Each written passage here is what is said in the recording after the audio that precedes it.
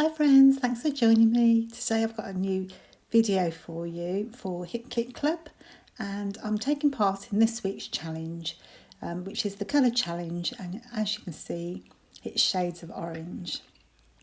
I am using the September kits and there are some orange elements in there, but I thought I'd take the opportunity to do an autumnal layout as obviously that's lots of orange. And why wouldn't you, because we all love autumn.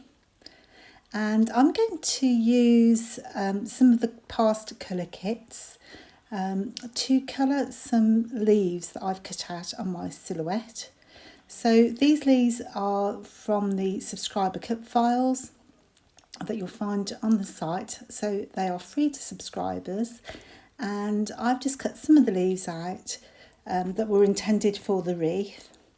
And I've just randomly put them on the page and cut them out of white cardstock. It is hard to see what I've cut there. And all I'm doing now is colouring them in whilst it's on my mat. So probably not the best thing to do on your mat, so it won't be very sticky afterwards. But I've just used different types of orange, shimmers, as I say, that came from previous kits. There was sun-kissed and orange sherbet. So I'll leave the details below just in case you haven't got those.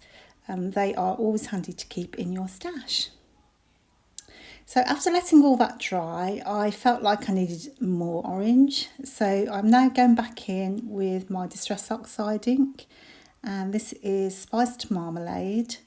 And I'm going to use some oranges and some pink. And in this case it is Worn Lipstick, just so I get a nice set of coloured leaves really.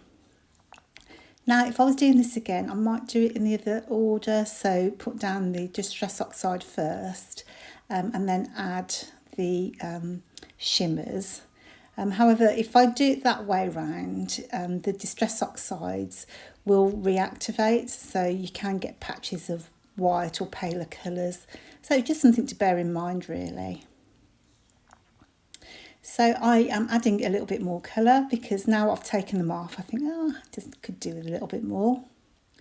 And there's lots of pretty shaped leaves on that subscriber cut file, as you can see here. There's like kind of a maple leaf, a horse chestnut, you know, some really lovely shapes. And I think what I'm going to do is create a kind of wreath from another subscriber cut file, the Spider's Web. So originally I was going to do it myself, but one of the challenges we have as a design team this week was to do a Halloween themed layout.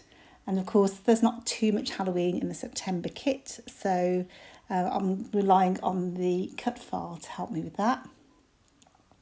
And just to add a bit of interest to the page, I'm just laying down some of that orange sherbet behind on the white cardstock.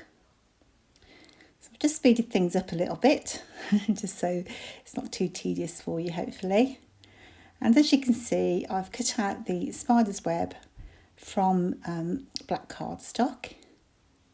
And I've pulled out anything that was orange, black or white from the kit.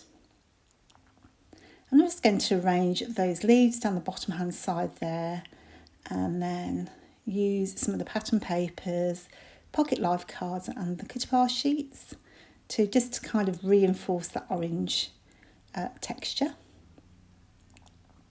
And one thing I really love to do is, I love leaves at all time of the year, but one thing I really love to do is layer those up and then tuck in some little additional embellishments, stickers, die cuts, anything you like really, to create these lovely clusters.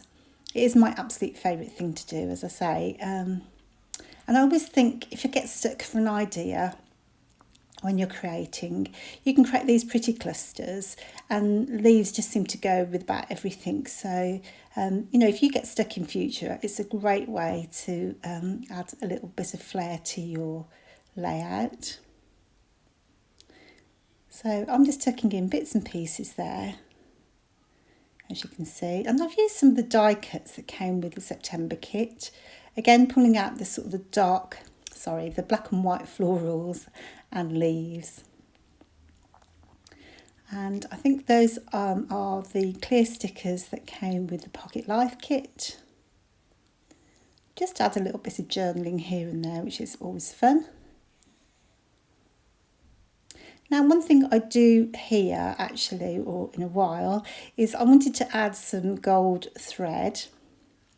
Now, really what I should have done, because my thread just tends to ping off on itself. So I should have actually tangled the thread up and then stuck the leaves down on top. But it was only something I thought about afterwards. So it does have a tendency to pop back out again. It's just one of those non-stick things, I think. I've used glue to try and stick mine into place, but it's so fiddly. But I do like the texture that it creates. So off camera, I did a bit of black stitching, as you can see, down my border, just again for a bit more detail and interest. And this time I remembered to put my gold thread down first. Not that it stays in place either, but I attempted to stick it into place with some double-sided tape. And then I think I ended up putting glue on it and all sorts to try and keep the little pesky thing in place. But it is worth the effort. So mine is synthetic, so I think that's why it's so springy. And I've just tucked in one of the fussy cut happy banners. I think that's from Pink Fresh Studios cut apart sheet. And these wooden stickers, I believe those came in the embellishment kit in September. And they're a great set of numbers together with tiny weeny hearts and like the 1st and 4th or whatever.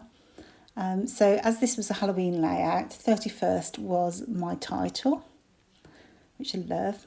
And then I used one of the puffy phrases from the main kit, because it always was exciting when it was Halloween in our house. It's a shame the kids have to grow up and we don't celebrate Halloween much anymore. So really now it's just a question of adding a few more embellishments. So I'm using those little tiny wooden hearts, which are super adorable. And I'm just going to scatter those around my clusters. And it just adds that great bit of detail and interest to those. And then I kind of finished and thought, oh, hang on a second, I've got a right big space over on the right hand side there that's right for a little spider. Being as I can't draw, you can see I've had a go at drawing a few spiders and decided I'm just going to go for it. So that's about my limit of my drawing capabilities. So I've just used a Sharpie and then a black fine liner to draw in the legs.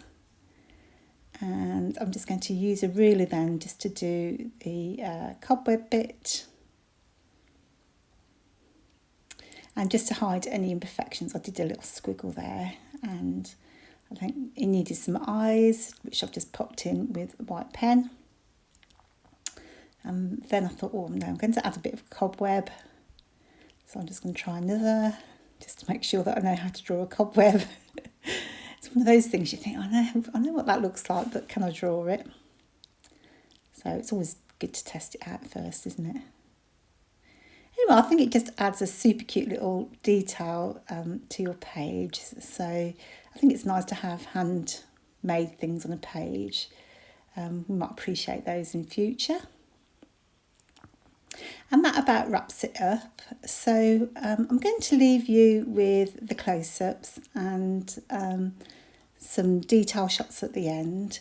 I really hope you've enjoyed this process, and maybe you'll take part in this week's challenge for a chance to win $10 to spend in the shop. So thank you so much for joining me. I hope you like, and if you do like it, perhaps you can subscribe and give me a thumbs up. So I'll see you on the next video. Take care now. Bye.